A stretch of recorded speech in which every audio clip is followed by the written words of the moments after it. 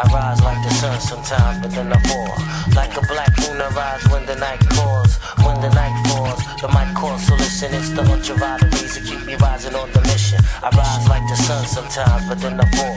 Like a black moon, I rise when the night calls. When the night falls, the mic calls, so listen, it's the ultraviolet rays that keep me rising on the mission.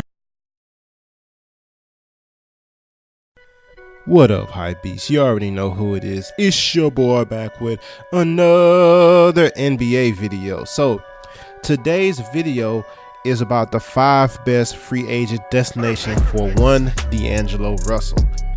So for honorable mention, I have the Los Angeles Lakers. Now, I know that sounds crazy, but just think about it. Let's say the Lakers trade away all their young assets for one Anthony Davis, which we all know very well may happen, and miss out on all the other available free agents with that other max spot. How gratifying would it be for D'Angelo Russell for the Los Angeles Lakers to come to his doorstep and beg for him to return to their team because they need point guard depth or whatever the case may be. I just thought that would be interesting for him. Number 5, we have the Indiana Pacers. Now, the Pacers play really hard even though they aren't the most talented team in the league. You know, the 2017-2018 Pacers nearly eliminated the Cavaliers team, you know, the LeBron Cavs that made it to the final. That series came down to like a game 7 with LeBron, you know, getting cramps and having to go out and all this stuff happened. They barely scraped by to get past Indiana because Indiana played so hard. Even though they, you know, had less talent. And last year's team, despite having Victor Oladipo be out for a large, you know, portion of the season and the playoffs, you know, they barely missed having the 4th seed. They just barely got beaten out for the 4th seed by one game by a very talented but very dysfunctional Boston Celtics team. So I think Indiana would be a very interesting fit for D'Angelo Russell. Team number 4, the Minnesota Timberwolves. Now, Derrick Rose is likely leaving. He's likely out the door. He's going to look for a team that's going to, you know, invest some money into him or give him some years on the contract, possibly go back to Chicago. Who knows? And that leaves the Timberwolves without a starting point guard if they're not completely sold on Jeff Teague. Russell could fit pretty nicely with the athletic, you know, Josh Okogie, who's probably most likely going to be their shooting guard going forward. The really young athletic guard. They also have Wiggins and Towns there, 2 young stars. Now, whether or not you consider Wiggins a young star or whether or not you feel like he has the potential, that's besides the point. He still is, you know, he still can do some good stuff on the court. Minnesota adding a star point guard with some attitude could be exactly what they need to turn this team from a bottom feeder to, you know, a power in the West, because I believe they have the talent. They just probably need the leadership. They need a very good point guard to lead them in the right direction with all the talent they have. So yeah, Minnesota would make a good fit. Team number 3. This team is very interesting. This is the Orlando Magic. Now, Orlando is the land of wingspan, in my opinion, man. This is one of the longest teams I've seen, you know, in a while. They got guys like Jonathan Isaac, who's growing as a player, who's getting a lot better this past year. And they have a developing player like Mo Bamba, who was another over 7 feet tall, you know, over 7 foot, you know, wingspan or whatever. Now, Orlando is interesting because they have a lot of projects going on right now. One of them is, you know, another big time point guard prospect in Markelle Fultz.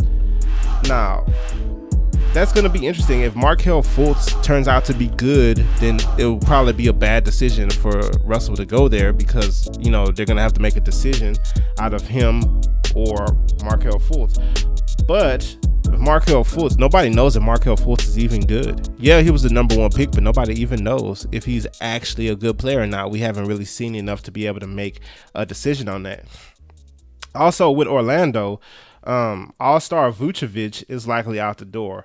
He's a free agent and somebody's going to throw him some money. I don't know who, but somebody's going to throw him some money. They should, because, you know, he had a very good season.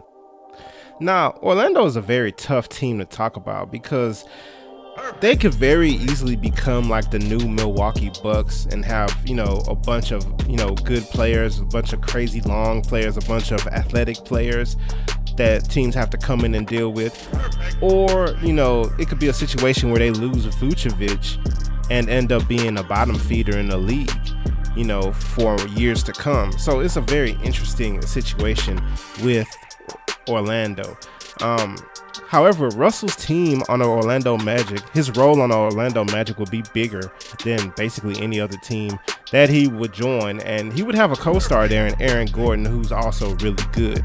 So it has its risk, but I think Orlando could be a big reward. Now you have the Phoenix Suns. Now, the Phoenix Suns would be a match made in heaven for D'Angelo Russell. First of all, you got your homeboy there in Devin Booker, who is one of the NBA's premier shooters and scorers, and you got him playing right next to you. There'll be, from day one, there would be a pretty potent backcourt. You also got a big guy like DeAndre Ayton, who could potentially be one of the best centers in the NBA one day. Or not even necessarily one of the best centers. He could potentially be the best center in the NBA one day. You also have a lot of wing depth. You got interesting players like Michael Bridges. You got Josh Jackson, who could very well still be a player in this league one day. I have not lost faith in Josh Jackson. He hasn't had, good seasons up to this point, and he had this little arrest situation. There's quote-unquote character issues with him, but I still think he has talent. I don't know that he's being utilized properly, and at the very least, he could be traded for somebody who's good, okay? So you still got that. You still got Kelly Oubre running around there as well. I think Phoenix would actually be the perfect situation for D'Angelo Russell if it wasn't for the first team on this list. And that first team on this list is the Boston Celtics. Now, Kyrie is leaving. Kyrie has signed to Roc Nation. It appears likely that Kyrie will sign with the Brooklyn Nets. Okay, this is the exact reason why this video exists, why Russell will be available for anybody else. Otherwise, the Nets would match whatever offer Russell gets in this free agency, because he's not unrestricted, he's a restricted free agent, and they would re-sign him, or they would max him out, whatever the case may be, but they would not be willing to give up Russell. It's only because they have a chance at Kyrie is why they're willing to give up on D'Angelo Russell. So Kyrie leaving the Celtics opens up a huge opportunity for D'Angelo Russell, who would actually fit the Celtics better than what Kyrie did. Because we all know Kyrie is somebody who kind of has to create off the dribble. That's a big part of his game. I don't know that Brad Stevens loves that. Brad Stevens was more about everybody sticking to the offense that he was running and, them manufacturing points through the offense. It didn't seem like it was a perfect fit with Kyrie there. D'Angelo would fit perfectly with those guys. In Boston, Russell would have the best coach in the NBA, in my opinion, or at least, one of the very best coaches in the NBA in Brad Stevens.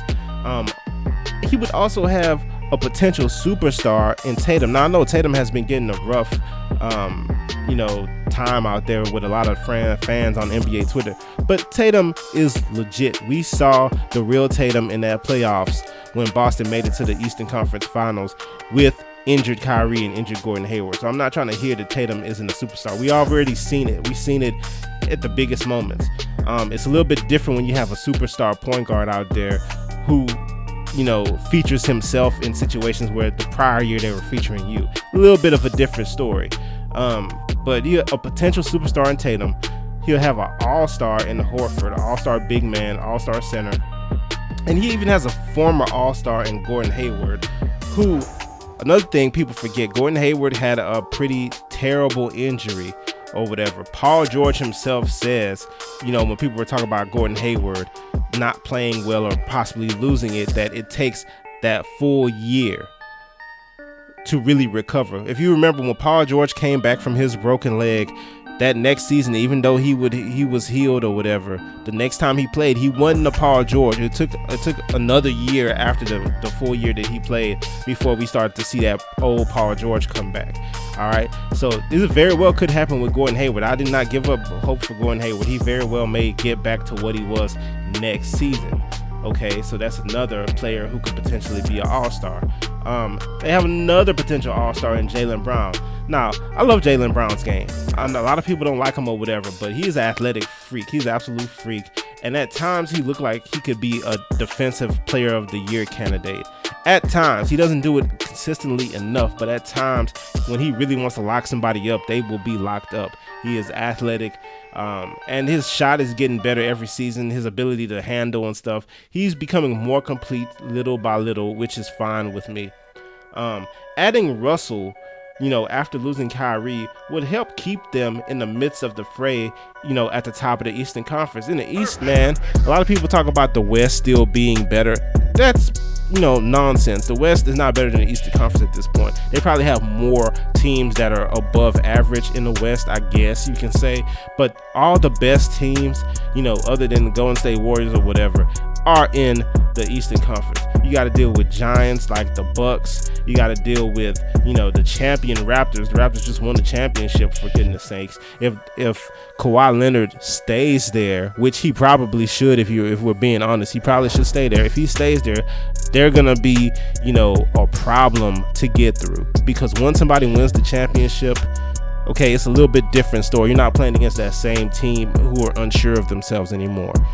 All those guys, Pascal Siakam, Van Fleet, all these guys are going to get better. They're not going to decline. These guys are super young, and they already won a championship. It's just going to get harder from here. And a tough team like the 76ers, who, once again, will continue to get better. Hopefully Ben Simmons takes a step in the summer. But those are going to be 3 bomb teams out east, okay? And if Boston was able to, get D'Angelo Russell, end up losing Kyrie, get D'Angelo Russell, they would develop a good team chemistry. I think this keeps Boston right in the fray with them. Otherwise, they would drop to a tier below those other top teams. Anyway, let me know what you guys think down below about the top 5, free agent destinations for D'Angelo Russell. Let me know what you guys think down below. All right, see you next time.